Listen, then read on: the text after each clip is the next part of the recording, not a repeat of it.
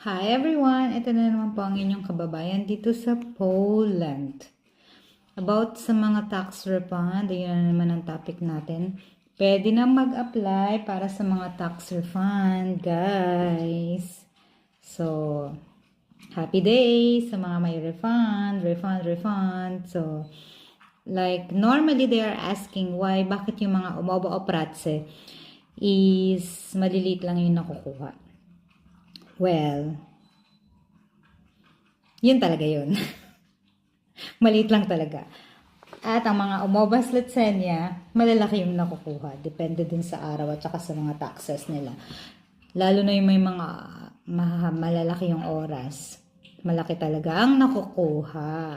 Yan. Happy days para sa mga mag-claim ng mga tax refund. Okay? What else? Yan.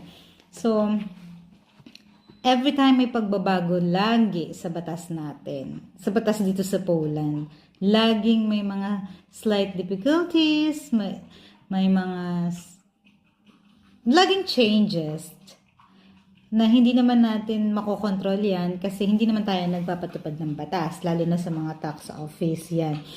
But, mas makakasiguro tayo pag may mga cases kayo, especially yung mga nagkakaroon ng mga deduction. It's better to ask the specialist.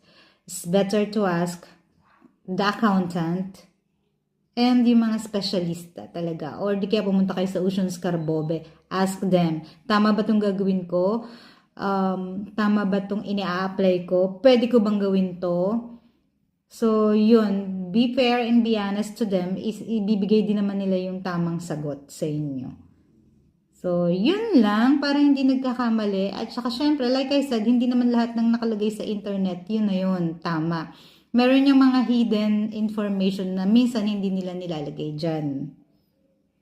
So, yun normally basic and general lang yung nakikita natin sa internet.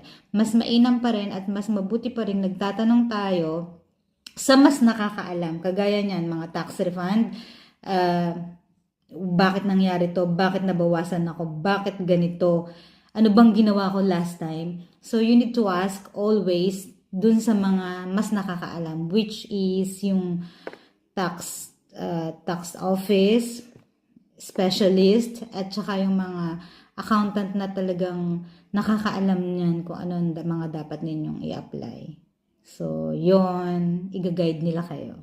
Yeah, better to go to the tax office. Ocean Scarbobe. Ask. And then you will know the answer.